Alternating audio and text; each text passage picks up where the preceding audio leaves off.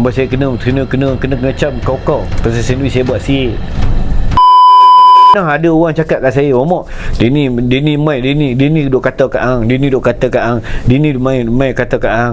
Saya senang je jawapan. Kalau kata tu boleh membahagiakan hang, kalau orang tu kata boleh membahagiakan dia, boleh menyeronokkan dia, boleh menggembirakan dia, aku okey je.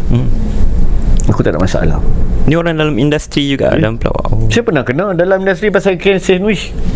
Kes sandwich. Kalau korang tak tahu, sandwich besar benda tu. Sampai saya kena ngecam kau pasal sandwich saya buat sikit.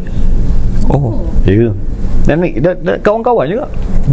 Kawan-kawan yang mengata, kawan-kawan yang buka benda ni, kawan-kawan yang berpunca daripada kawan-kawan. Tapi alhamdulillah benda ni dah settle. Tapi secara tak langsung bagi saya berfikir pasal anak-anak. Satu hari dia akan besar, dia akan buka, kalau dia tarik mamak putih akan keluar cerita-cerita tu. Tu cerita tu yang saya tak nak keluar. Oh ya. Faham. Cerita tu yang saya tak nak dia tahu. Biar dia tahu bapak dia macam ni cukup. Saya tak nak dia tahu lebih-lebih. Sebab susah kawan-kawan ni. Kalau depan lain, belakang lain dah.